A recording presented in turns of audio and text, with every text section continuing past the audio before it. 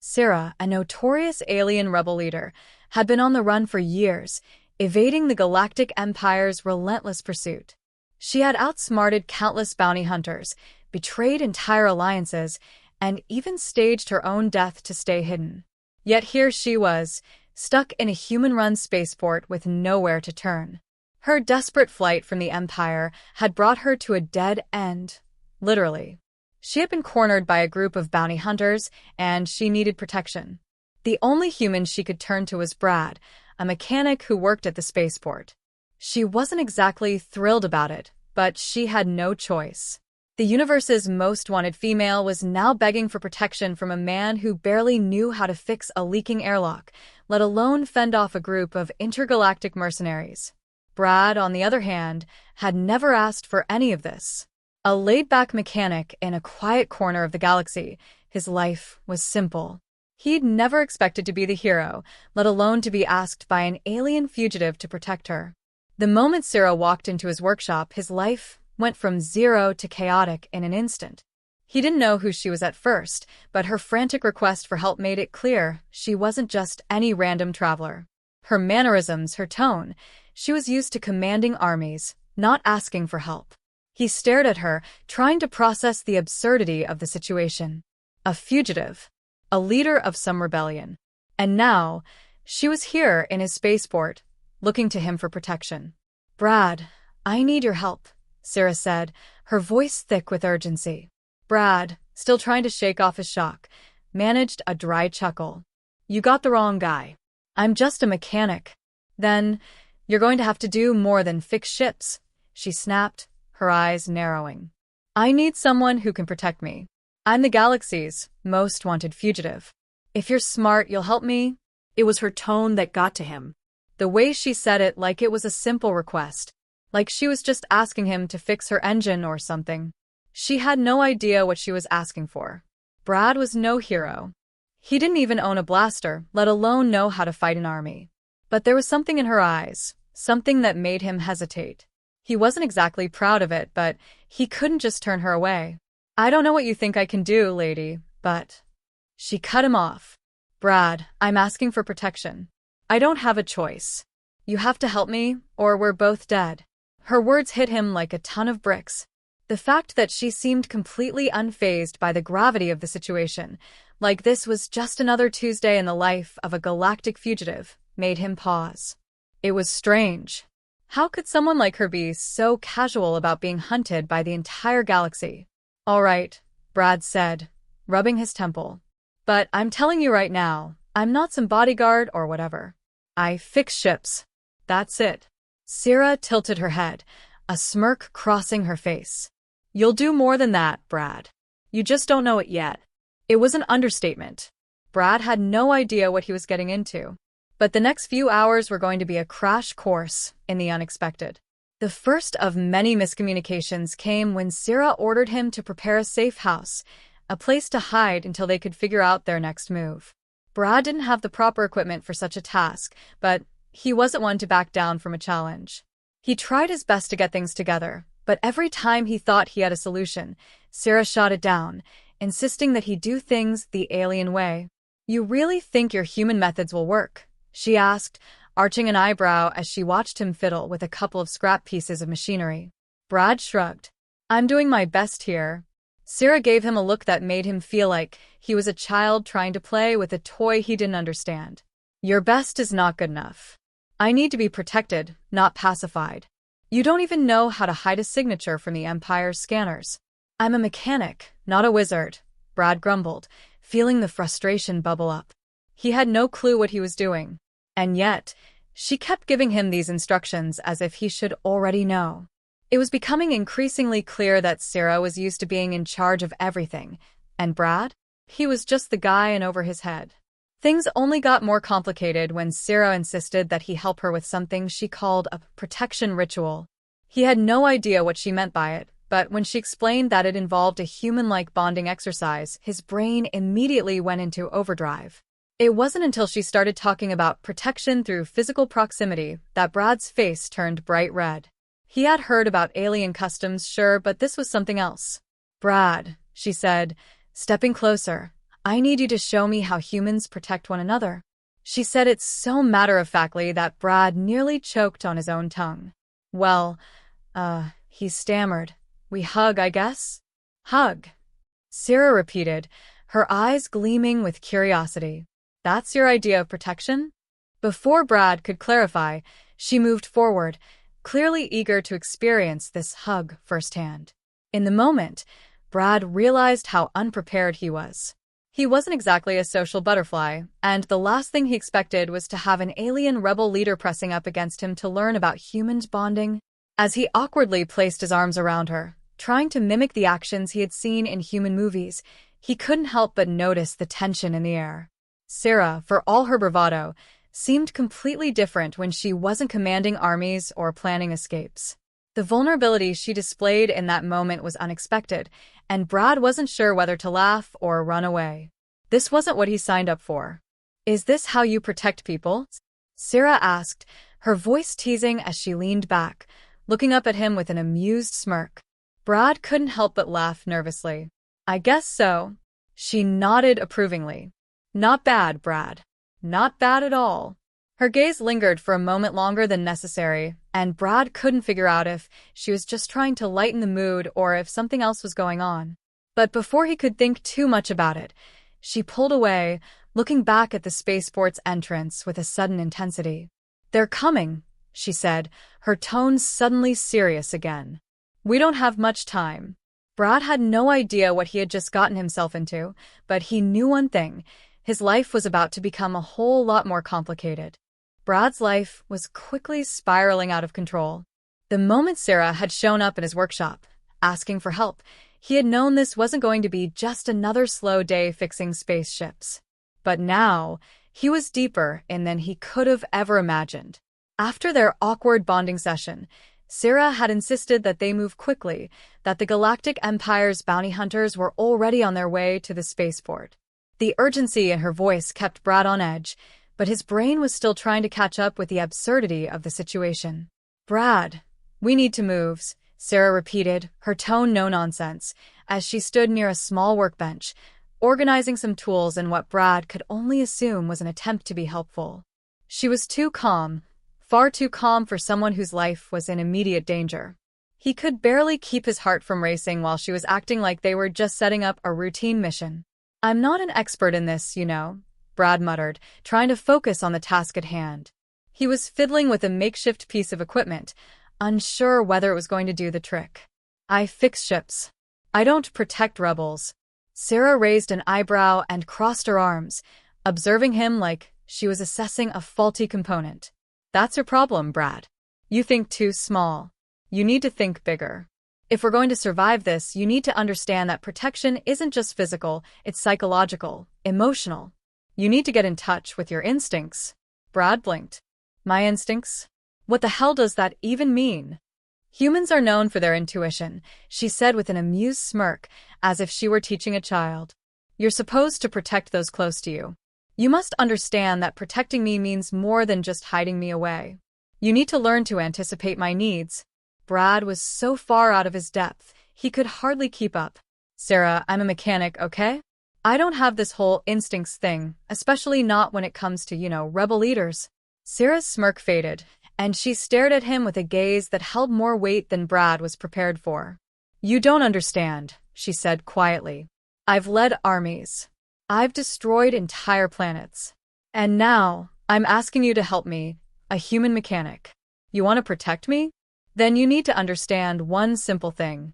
Brad swallowed hard, his mind racing. Was she actually afraid? Was this just a ruse, or was she trying to manipulate him in some way? Whatever it was, the tension in the air was unmistakable, and it had nothing to do with the bounty hunters outside. He could sense it, a mix of fear, trust, and an undercurrent of something more complex. Before he could respond, Sarah stepped closer, her voice low. You have to trust me, Brad. I don't beg, but I'm begging you now. Help me survive. This isn't just about you being a mechanic anymore. Her words hit him like a punch in the gut. He didn't know what to say. She had put herself in a vulnerable position, one that Brad had never seen from her. The power dynamic was all off. He had to admit, he wasn't prepared for it. In the brief silence that followed, he realized how truly out of his element he was. But then, as though to break the tension, Sarah's voice turned back to its usual teasing tone. "All right, Brad. I have a proposal," she said, her eyes twinkling with mischief. "Let's start with something simple.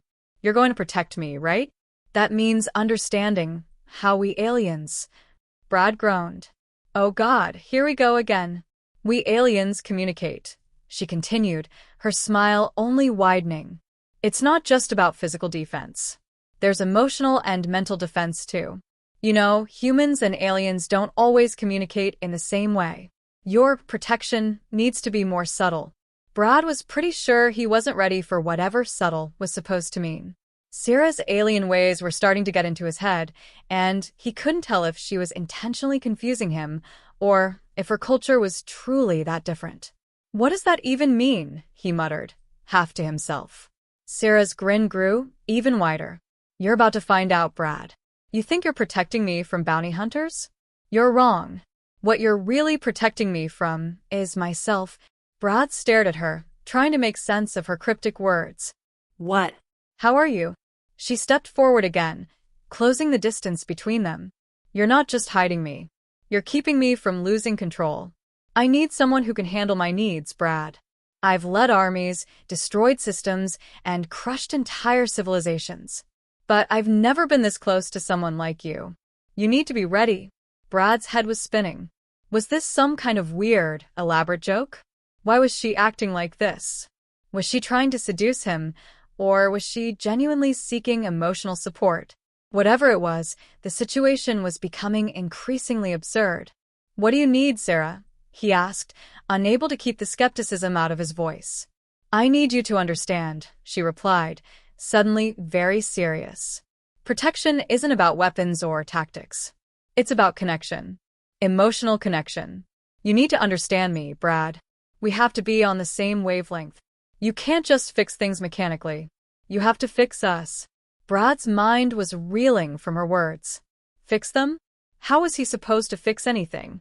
He barely understood her, let alone understand her need for this strange emotional connection. But before he could protest, Sarah's gaze softened. She seemed almost vulnerable for the first time. "Look, Brad," she said quietly, her tone gentler. "I know it's a lot, but if you want to protect me, you need to protect everything about me. Even the things you don't understand." Brad was quiet for a long moment, processing what she had said. He didn't know what to think anymore. The lines between heroism, attraction, and survival were so blurred now that he wasn't sure where one ended and the other began. "All right," he said, finally meeting her gaze. "I'll help you, but I don't know what I'm doing. So don't expect me to know all the answers." Sarah smiled, a small, satisfied smile that Brad couldn't quite read. "That's all I need, Brad. Just keep trying." That's enough for now." Brad couldn't tell whether he was stepping into something more dangerous than he ever could have imagined, or if he was just being manipulated by a woman with far more experience in this game than he could ever hope to understand. Either way, there was no turning back now. He was in it for better or worse. Brad had no idea how things had escalated so quickly. One minute, he was trying to help a runaway alien rebel survive, and the next, he was tangled in a web of cultural misunderstandings and emotional landmines. Sarah's calm, almost imperious demeanor only made everything more complicated.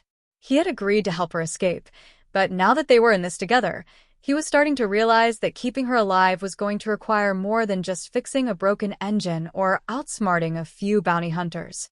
"You don't get it, Brad," Sarah said, her voice firm as she stood in front of him, arms crossed. "Protection isn't just about getting out of tight spots. It's about making sure I don't lose my temper. And trust me, you don't want to see me angry." Brad, still trying to wrap his head around everything, just nodded awkwardly. "Right, sure. So, what exactly am I supposed to do to prevent you from losing your temper?" Sarah's eyes gleamed with a mixture of amusement and something more intense. "Well, Brad," she said, her tone almost playful. "First, you need to stop underestimating your role. Humans think they're all about physical protection, But that's only part of the puzzle. You've got to protect my mind, too. And that means understanding how I work. Brad stared at her, utterly confused. What does that mean? I'm not a mind reader. You don't have to be, she said with a half-smile. But you need to stop thinking of this as just a mission. You're not just some hired help anymore, Brad. You're my anchor. You need to be present, aware. Every moment. Her words made him uncomfortable in ways he didn't fully understand. So, I'm supposed to babysit you? Sarah let out a sharp laugh. Hardly. But you have to be more than just a mechanic. You've got to learn how to be, well, everything. Brad blinked. Everything's emotionally supportive, physically present, intellectually stimulating, she said, clearly amused by his growing confusion. Basically, I need a human who understands my every need. Brad's head was spinning. So, you want me to read your mind? I'm not sure I'm cut out for that. Oh, you don't have to read my mind, Sarah purred, stepping closer to him. You just need to learn how to respond. To be there. To be aware of the little things. She leaned in closer, and Brad's body stiffened. He was beginning to feel the weight of her words. This wasn't just about her escaping the Empire anymore. It was about something else. She wasn't just asking for help. She was drawing him into a game he wasn't sure he wanted to play. You've got to understand, she continued, her tone turning almost wistful. I've spent my life commanding armies, leading revolutions. But now I'm here. And I need more than just a fighter. I need someone who gets it. Someone who can handle what I need. Brad felt his pulse quicken. This was no longer just a simple act of survival. This was personal, in ways he wasn't ready to deal with. I don't know how to handle what you need, he admitted, trying to keep his voice steady. I'm not some hero. I'm just a guy trying to keep us both alive. Sarah studied him for a moment, her eyes calculating. Then, without warning, she reached out and grabbed his arm, tugging him closer. Brad, you've already proven yourself more capable than you realize. You're still here, aren't you? That means something. He stiffened at the sudden contact, but didn't pull away. I don't know what you mean. You don't have to know everything, she said softly, her voice low and intimate. Just be there. Stay with me. Protect me, Brad. I've seen what you can do. You just don't believe in yourself. Brad felt an uncomfortable mixture of pride and frustration welling up inside him. She made it sound so simple, but the weight of her words was crushing him. He was way out of his league here. He had no clue what Sarah needed, and the constant tension between them was only making things more complicated. We need to get out of here, he muttered, trying to focus on something practical. The bounty hunters are closing in. Sarah nodded, but her eyes didn't leave his face. We will. But first, you need to understand something important, Brad. If you're going to protect me, really protect me, you can't just be a soldier. You have to be my equal. Mentally, emotionally, physically. Brad felt a cold sweat break out across his forehead. This was too much. He was barely holding it together as it was, and now she was asking him to be something more, something he didn't know how to be. He didn't want to disappoint her, but the idea of being the emotional anchor for a fugitive with such a complicated past felt like too much to bear. I don't know if I can do that, he said, his voice shaky. Sarah's eyes softened, and she released his arm, stepping back a few paces. You're already doing it, Brad. You just don't see it. Every time you take charge, every time you protect me, even in the smallest ways, you're showing me that you can be what I need.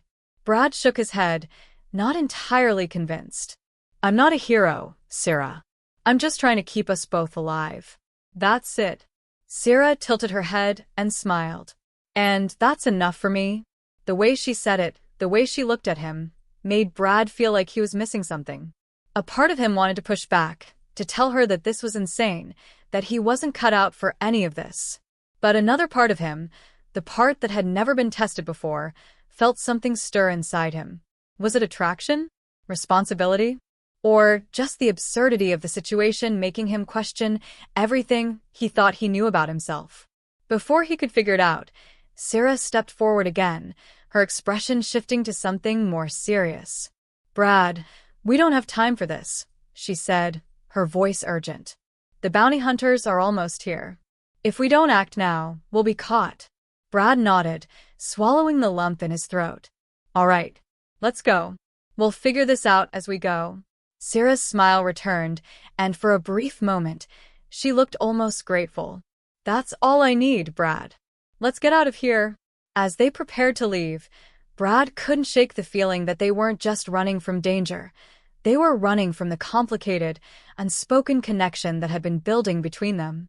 Whatever it was about to get a lot more complicated. And Brad wasn't sure if he was ready for what that meant. Brad's heart pounded as they hurried through the dimly lit corridors of the spaceport, Sarah walking briskly ahead of him. Every instinct he had was screaming that they were running out of time, but Sarah seemed calm. Too calm for someone whose life was still very much on the line. He had never felt more like a fish out of water. A few hours ago, he was just another mechanic on a quiet, rundown station. Now, he was desperately trying to keep a fugitive safe, learning on the fly how to be her protector, emotional and otherwise. Stay close, Sarah murmured over her shoulder, her voice cold and commanding. She was back in her element, operating like a seasoned soldier, calculating, efficient. Brad, on the other hand, felt like he was stumbling through a foreign world, unsure of what he was doing or why he was doing it. He had no idea what it meant to protect someone like Sarah. Sure, he could fix things. He could make things run. But none of that mattered now. She didn't need someone who could fix engines. She needed someone who could understand the complexities of her life and the unspoken chaos that seemed to follow her everywhere. Sarah turned a sharp corner and stopped at a storage room door, glancing around to ensure they weren't being followed. In here. We need to hide for a while. Brad nodded, following her inside. The room was small, filled with crates and various discarded equipment. He was about to ask her what their next move was when she grabbed his arm, pulling him closer. You're doing well, she said, her voice soft but intense. Better than I expected. Brad felt a knot tighten in his stomach. I don't feel like I'm doing well at all, he confessed. I'm just making this up as I go along. Sarah gave him a sharp look, her eyes narrowing. That's exactly what makes you good at this. You don't have a plan, and that's exactly why you're not predictable. Don't you see? The fact that you're unpredictable makes you the perfect protector. Brad was momentarily stunned by her words. The idea that his lack of preparation, his awkwardness, might actually be an asset didn't sit well with him. I don't know if I'm really cut out for this, Sarah, he admitted. I'm not a hero. I don't know how to protect someone like you. Sarah's lips curled into a slight smile. You're not supposed to be a hero. You're supposed to be you, Brad. That's why you're still standing here. You're not trying to be anything else. And right now, that's enough. Brad swallowed, his mind racing. He wasn't sure what Sarah meant by that, but he could feel the weight of her words pressing down on him. The way she spoke, as though everything was a test he hadn't signed up for, made him feel like he was walking a tightrope, and one wrong move could send him tumbling. I can't just keep playing along, though, he said, his voice low. I'm not a soldier. I don't know how to keep you safe. I don't even know what you need from me. Sarah's expression softened, and for a moment, he saw something in her eyes, something that made him wonder if she was beginning to trust him, despite all his missteps. You're doing it right now, Brad. You're here. That's what I need. You think I need a trained fighter? I don't. I need someone who can act without hesitation when it matters.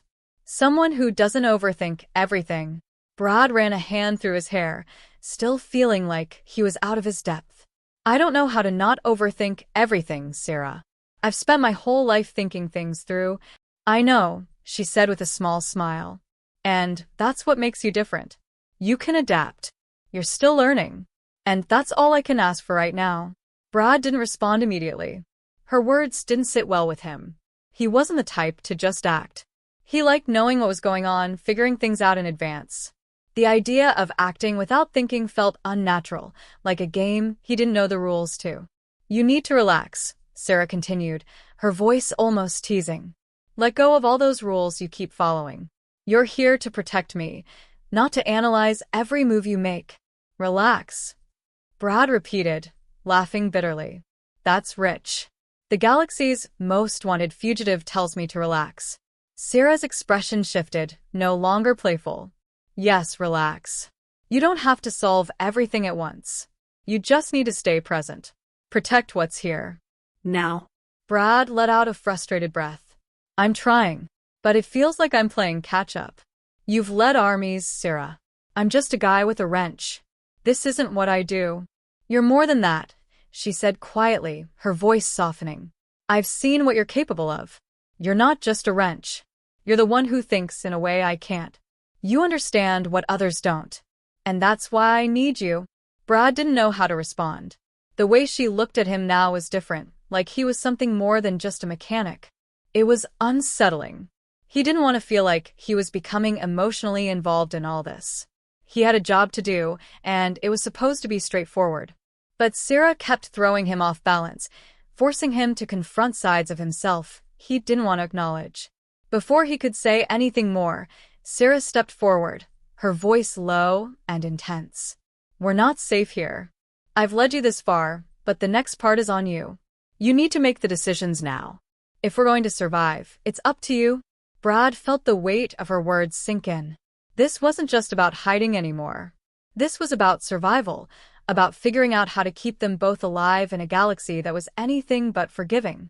He took a deep breath, his mind racing. Sarah needed him to step up. And for the first time, he realized that maybe, just maybe, he was ready to. We'll figure this out, Brad said, more to himself than to her. I'll figure it out. Sarah's eyes locked onto his, and for a moment, there was nothing but silence. Then, with a nod, she placed her hand on his arm. I knew I could count on you. We just need to stay one step ahead. Brad wasn't sure he was ready for the weight of her trust, but in that moment, he knew one thing for certain. He wasn't going to back down. Whatever came next, he would face it head on. No more overthinking. No more doubting. He was in this. And he wasn't going to let Sarah, or himself, fail.